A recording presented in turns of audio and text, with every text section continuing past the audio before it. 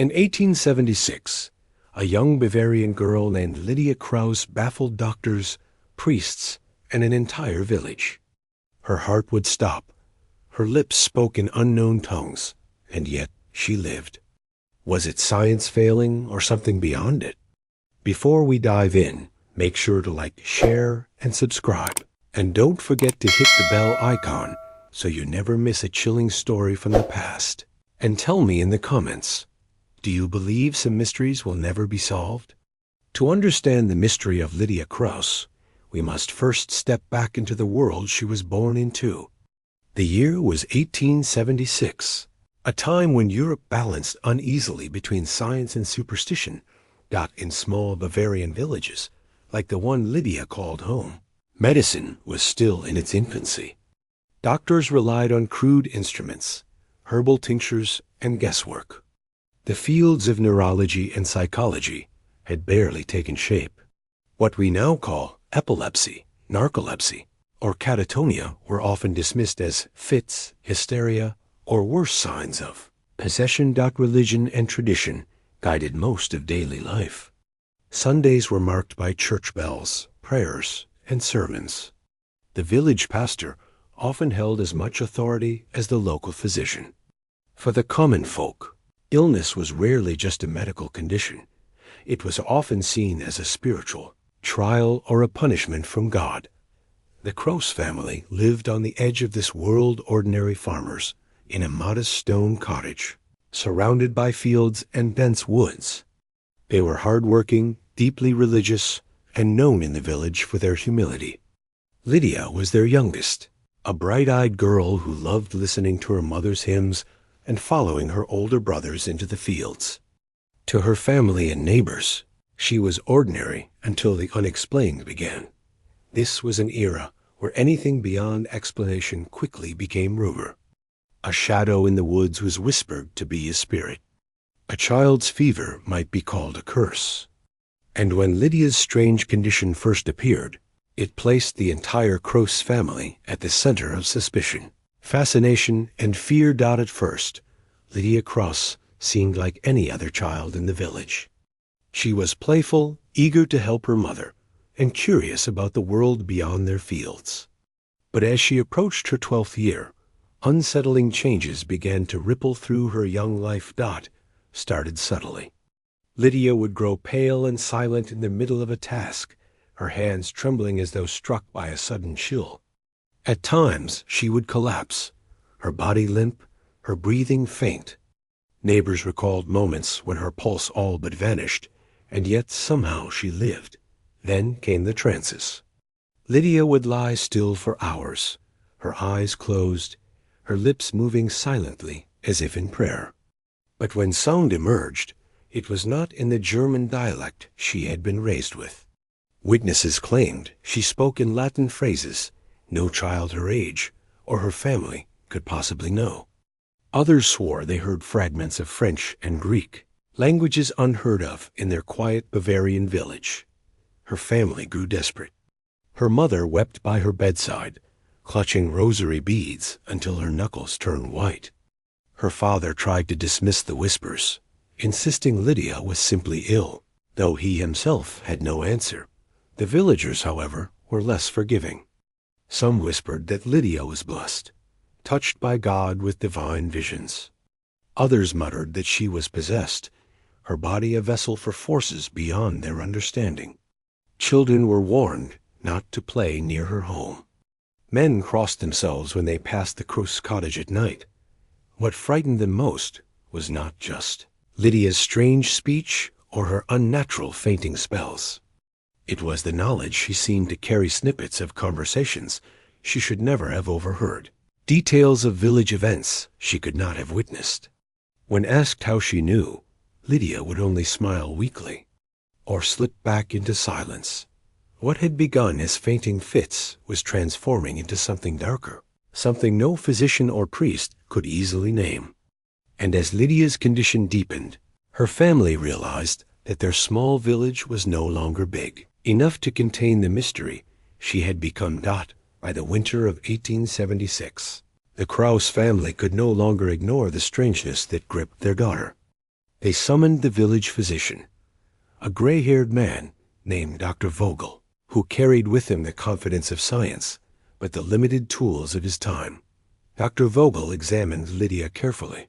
He listened to her heartbeat, which sometimes faltered into silence, checked her pupils, and watched as she slipped in and out of her trances.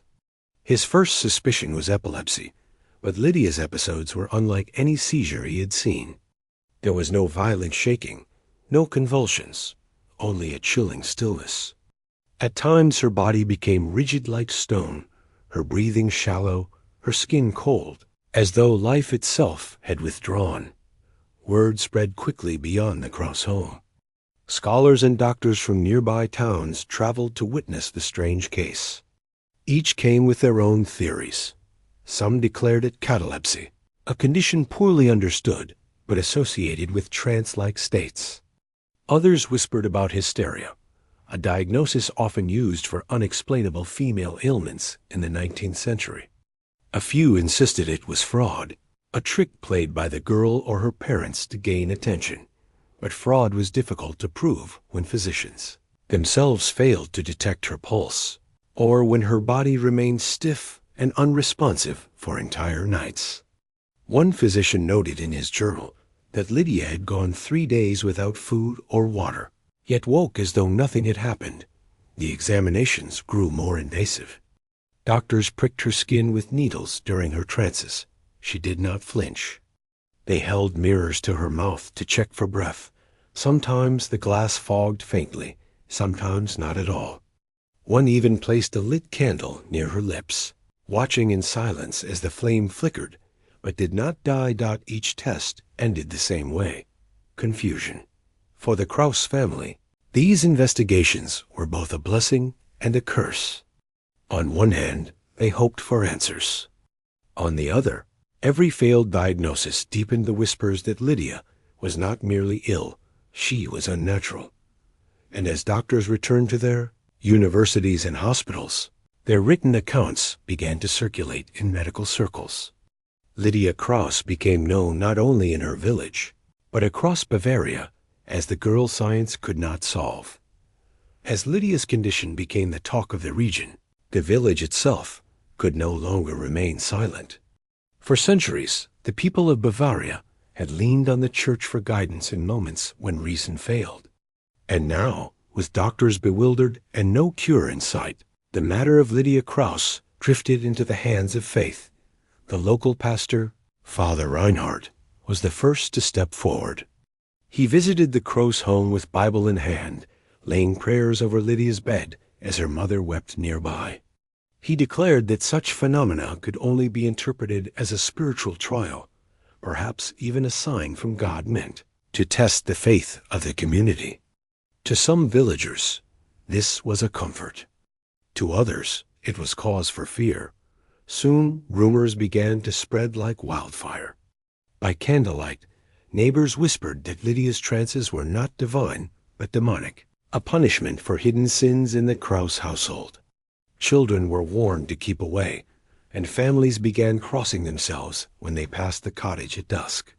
Some even claimed they saw strange lights flickering in the windows at night, or heard Lydia muttering prayers in languages no one could understand. The Krauss family, once respected, now lived under a shadow. Invitations to community gatherings ceased. Market sellers hesitated to trade with Lydia's mother. The family's once friendly neighbors now looked at them with a mixture of pity and suspicion. And yet, there were those who believed Lydia's condition made her a vessel of the divine. Some villagers slipped letters and rosary beads into the Krauss yard, hoping her touch might bless them. Others begged her father to allow them to witness her trances, treating her as if she were a prophet or a curiosity to be studied. The church struggled to control the narrative. While Father Reinhardt urged patience and prayer, whispers of possession grew louder. Priests from neighboring towns offered to perform exorcisms. Religious scholars arrived with crosses and holy water, determined to prove that Lydia's affliction came from something darker than medicine could ever cure. The Krauss family, caught between science and superstition, no longer knew where to turn. Was their daughter a miracle? A curse?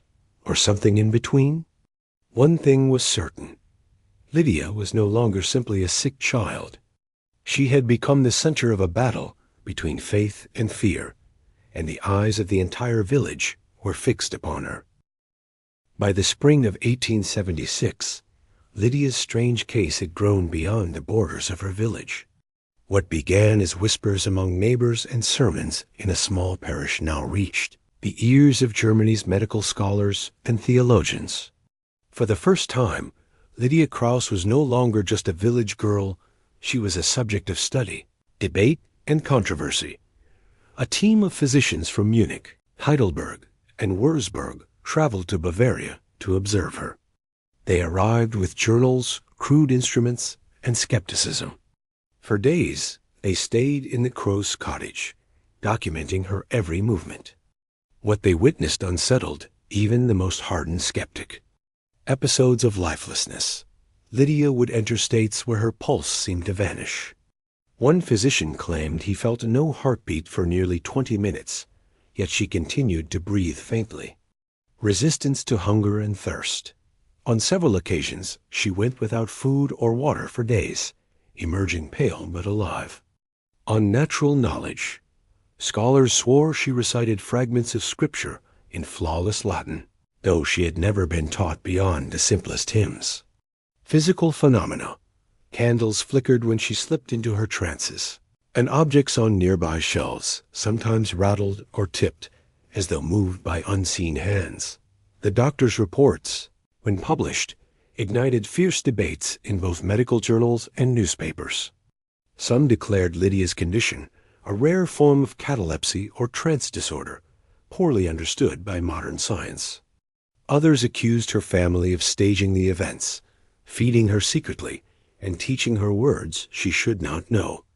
A few, however, admitted in hushed tones that they had seen things science could not explain. The church, meanwhile, grew bolder in its stance. Priests argued that Lydia was evidence of divine intervention or divine punishment. Crowds began arriving from neighboring towns, hoping to see the girl for themselves. The Krauss cottage, once a quiet farmhouse, became a site of pilgrimage and spectacle. But fame brought with it a crushing weight. The family endured the constant intrusion of strangers, the unending questions, the moral judgment of neighbors.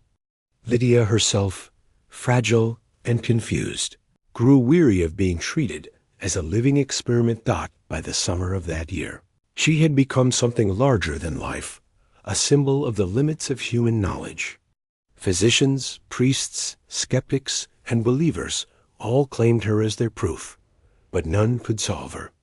And with every passing month, the girl at the center of it all slipped deeper into the shadows of her own mystery. By the end of 1876, the weight of Lydia's condition had taken its toll.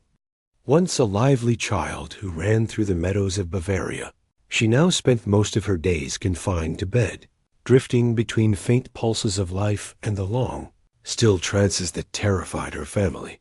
Her parents grew gaunt with worry. Her mother prayed endlessly at her bedside, while her father, once a proud man, now avoided the village altogether, ashamed of the gossip that clung to their name. Neighbors whispered of curses, while others muttered that the Crosses were being punished for some secret sin. The family lived in near isolation, their home heavy with silence and dread. Lydia herself grew weaker. The episodes lasted longer, her recovery slower. In the early weeks of 1877, she slipped into one final trance from which she never awoke. The village priest performed last rites over a body that seemed almost too still, too pale, as though death had crept into the room long before her breath finally ceased. What happened next only deepened the mystery. No autopsy was performed. Her parents refused, fearing their daughter's body would be desecrated in the name of science. Her funeral was quiet, attended by only a handful of sympathetic villagers. The family begged for discretion, for peace. They buried Lydia in a small grave behind the parish church, a wooden cross marking her resting place. But in the years that followed, something curious happened. The records of Lydia's case began to vanish.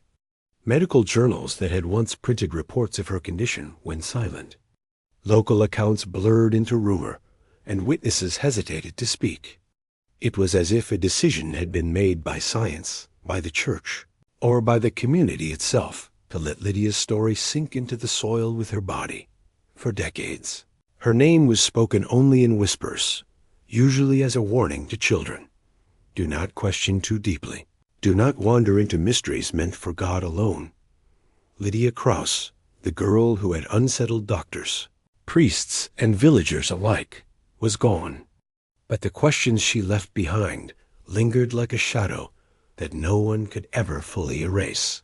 Today, more than a century later, the story of Lydia Krauss survives only in fragments church records, scattered medical notes, and the fading memories of folklore.